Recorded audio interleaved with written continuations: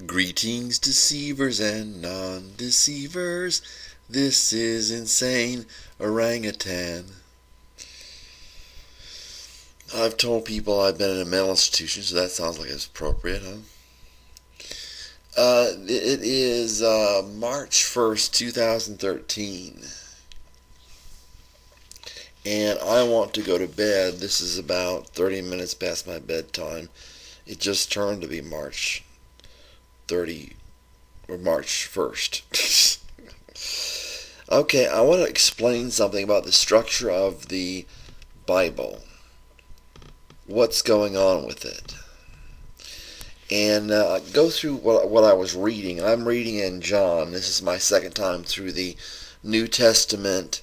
Recently, I've read through the New Testament more than that, but this is my second time I've read through it in about the last year.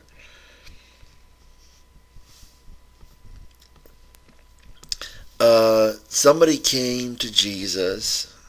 Some people came to Jesus and found a woman caught in the act of adultery.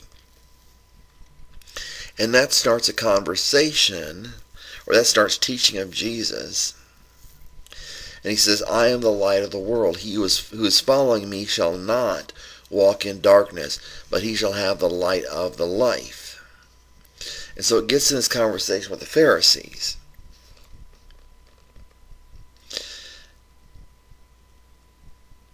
Jesus said, and if I testify of myself, my testimony is true, because I have known whence I came and whither I go, and ye have not known whence I come or whither I go.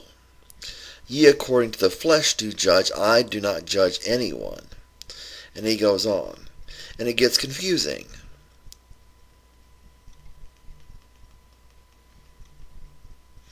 And they say to him, where is thy Father? In verse 19 of chapter 8, ye have neither known me nor my Father.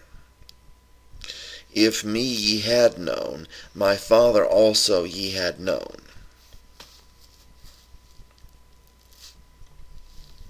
He says, I go away and you seek me, and in your sin ye shall die. Whither I go ye are not able to come. And the Jews therefore said, will he kill himself, because he saith, whither I go ye are not able to come? And Jesus again says, ye are from beneath, in verse 23, ye are from beneath, I am from above. Ye are of this world, I am not of this world. Ye are of this world, I am not of this world. It says, if ye may not believe that I am, ye shall die in your sins. And it goes on.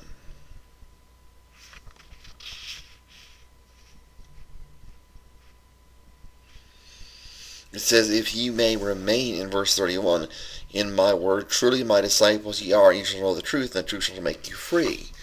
And he explains that everyone who sins is a slave to sin. It says servant, but I think the actual translation should be slave. And Jesus says again, ye are of a father, the devil. And it's interesting, it goes on through this thing. And anyway, it goes through this thing, it gets confusing, and in chapter 9, it explains what happens with all this confusing things. And this is not the only time Jesus did this.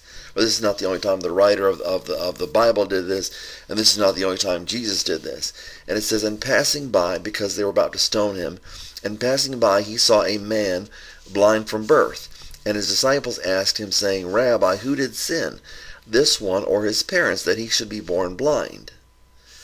Jesus answered, neither did this one sin, nor his parents, but that the works of God may be manifest in him. It behoveth me, and he says it again, it behoveth me to be working the works of him who sent me while it is day. Night doth come, when no one is able to work. And he says this again, when I am in the world, I am the light of the world. And so Jesus is saying he is a light, and he sees a blind man that cannot see light, or at least he's partially blind or all blind. Today we would say that somebody who cannot see very clearly is maybe blind or legally blind.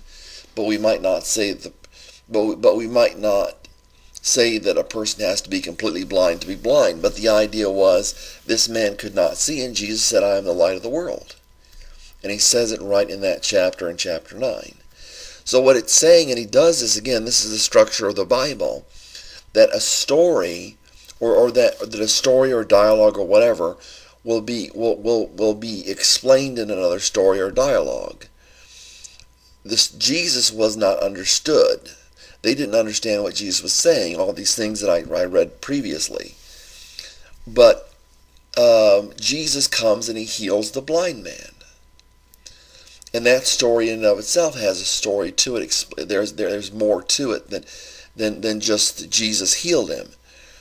But the idea is, if you don't understand my sayings, Jesus is saying, come to me and I'll heal you. And that's how the Bible is written. It's written in that way. That's the structure of it. Where one part of the Bible talks about another part of the Bible, where the Bible repeats itself and explains itself. So that's how we get understanding. Thank you for listening.